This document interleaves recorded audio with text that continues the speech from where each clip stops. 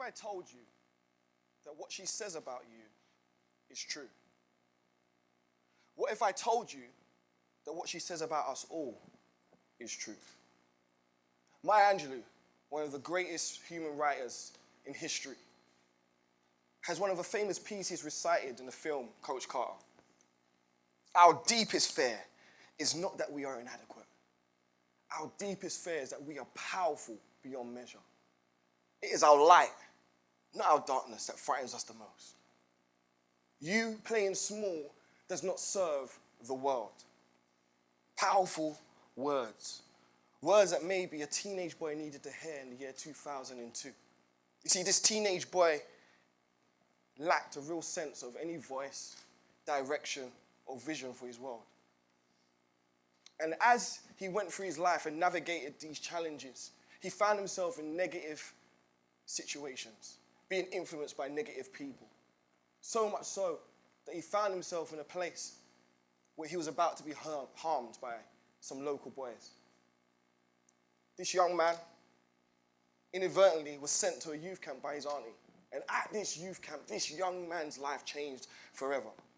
You see, the space of his life was being filled by people who were positive and had a hope for his life.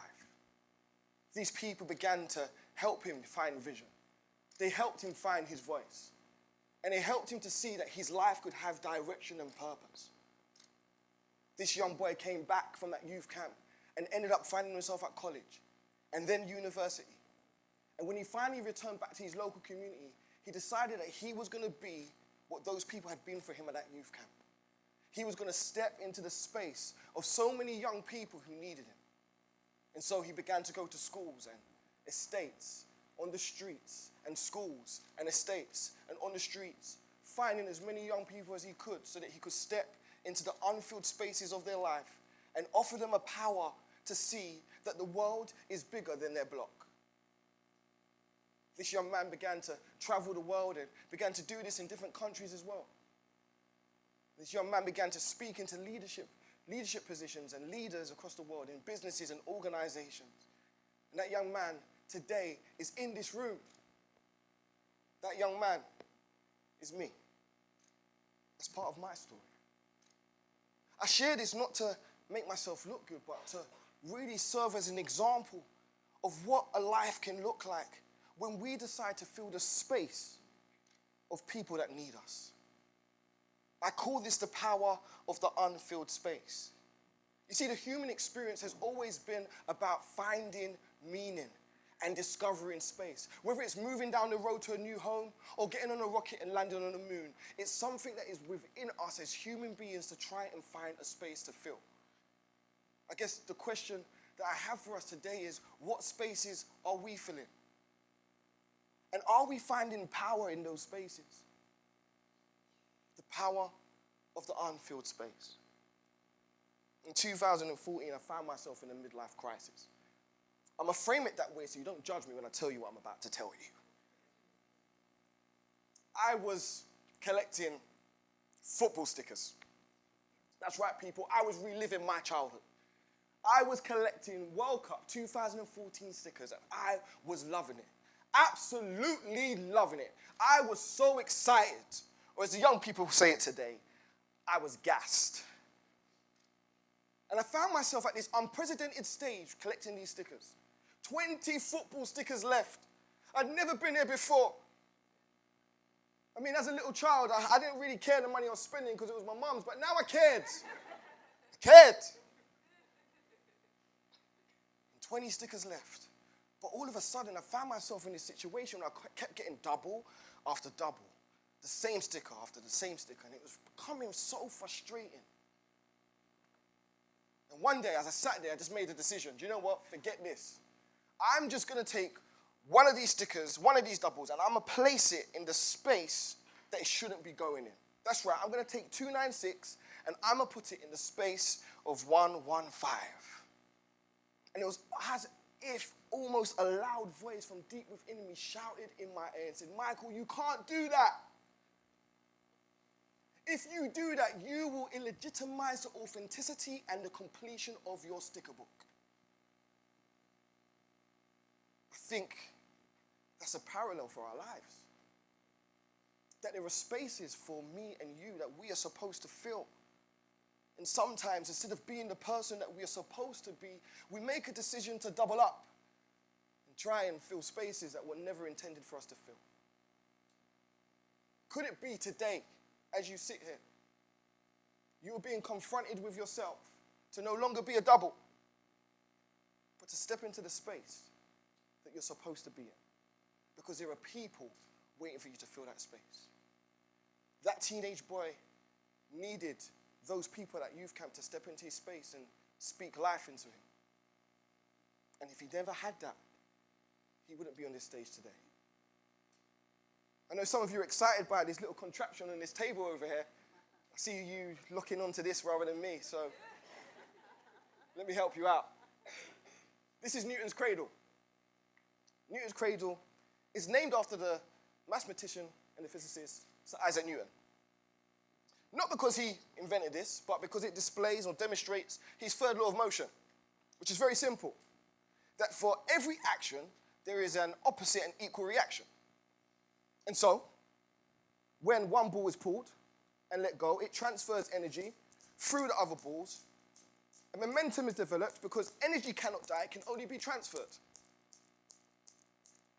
The balls are moving, and it's quite fascinating and distracting. But I use this as an example because I wonder, just wonder, when was the last time something moved you to action?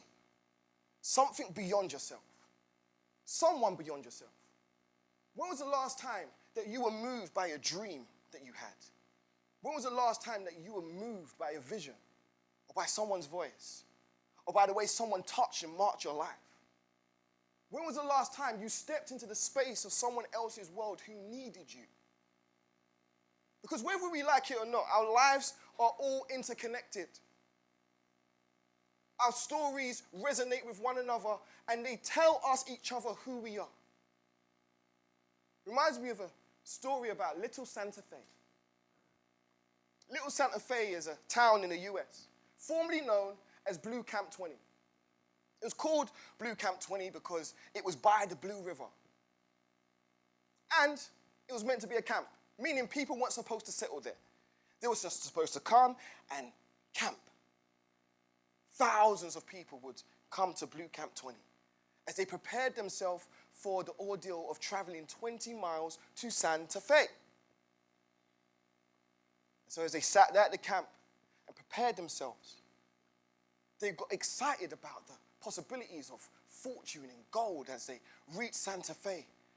But in between Santa Fe and Blue Camp 20 was this lawless wilderness where people would trek for many months. And as you went on this journey through the wilderness, it was possible that you could get robbed and no one would be there to protect you. It was possible that you could get bitten by a snake and no one would be there to heal you.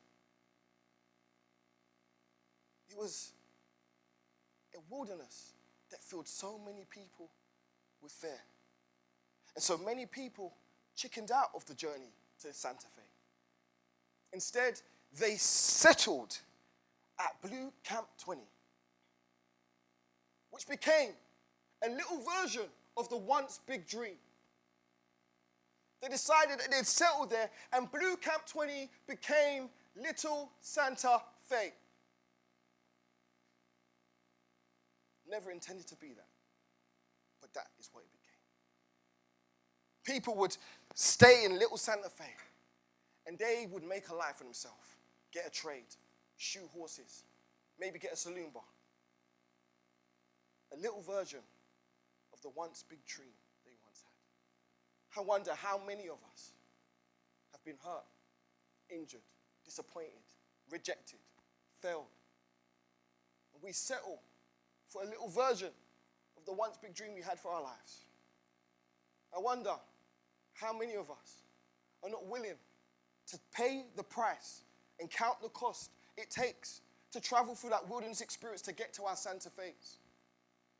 I wonder, what if people in this room and listening to the sound of my voice make a decision that they're not going to travel and make that journey, how many teenage boys, how many teenage girls, how many colleagues and family members are going to find themselves as statistics and not people with stories, not people with visions and voices and marking the world? So what stops us from filling our spaces? Well, there's a few things. Comfortability. Comparison. Not as good as you. Failure. I got it wrong before. Probably won't get it right again. Rejection. But there's two that I want to focus on right now for us all. Guilt and shame. You see, guilt is being sorry for what I've done. Shame is being sorry for who I think I've become. And when we sit in guilt and shame long enough, it becomes toxic. And toxic shame leads us to a place where we want to appease and ease the pain, and so we become addicted to something. Could be Ben and Jerry's cookies and cream ice cream. All right, I'm sharing my business with you. I like Ben and Jerry's cookies and cream ice cream. But addictions come in all shapes and sizes. And it's helping us to deal.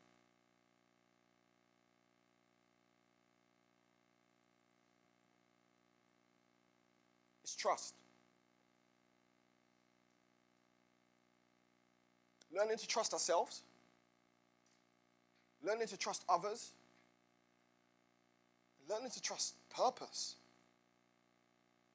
That everything I've been through, it matters. There's a reason to it all. Well, let me give you something to trust in today. Our DNA is all 99.9% the same. Wow. But there's a 0.1% that makes every single one of us different by measure. You see, the 0.1% determines different variations of our bodies, and in particular, characteristics. And 3 of those characteristics I want to share with you today, and I hope it helps. The first characteristic that this 0.1% is a marker of and determines specifically for you is your retina scan. That's right, people. Those eyes. The next is your tongue print. Someone's looking at me like I didn't even know I had a tongue print. And the last is your fingerprint. You see, nobody, past, present, or future, on this planet Earth has ever had the same retina scan as you, the same tongue print as you, and the same fingerprint as you. Wow. That means you are a limited edition. You are one of one. You are unique. And there is a space for you in this world. We just need to find it. So how do we do that?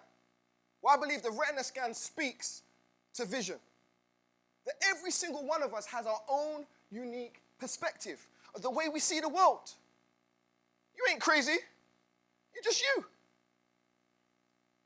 What is the vision for your life? The next is your tongue print. Your voice. You have a voice, and it matters.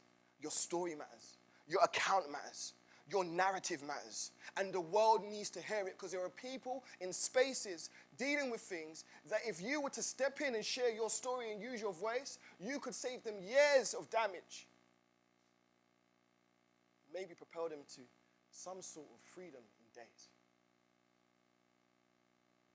And last is your fingerprint. Every single one of us has the ability to touch and mark the world in a way that nobody else can. There are people that you can touch that I can't. And there are people that I can touch that you can't. And if I make a decision to fill my space, and if you make a decision to fill your space, the lives impacted and changed by that. It's fascinating. My work that I do with young people and leaders in incredible positions, the one thing that remains the same between them all is purpose. That everybody is looking for something bigger than themselves, something to be a part of, something that suggests to them that even if they don't see the fulfillment of it in their lifetime, they were part of it. Filling the spaces that we were meant to fill is not just about us. I am consumed with this even more now that I have a son. I think to myself, what spaces will I leave for him? How will I show him that he has a space to fill and there is power for him to fill it? I am consumed by this process. Martin Luther King Jr., through the fierce challenge of racism, had a dream and filled a space that ripples through generations to today and gave us a Barack Obama. Albert Einstein wrestled with problems long enough to give us theories that have impacted the way we see and operate in this world, and gave us minds like Elon Musk. Maradona danced with greatness on the football pitch and influenced generations so that we could have the genius of Lionel Messi. Michael Jordan gave us Air Jordan and iconic moments on the basketball court and impacted players such as Kobe Bryant, LeBron James, and Stephen Curry to unprecedented levels of greatness. Because there was a king of soul, James Brown. There could be a king of pop, Michael Jackson. Because Aretha Franklin would sing about respect, oh, Whitney Houston could sing about dancing with somebody, and Beyonce could show us how to become a queen. History shows us time and time again the power of people filling their space and the impact that it has on the next generation. The next generation are waiting for people to step into those spaces. Maya Angelou was right about you. You are not afraid of the darkness. Really, you're afraid of the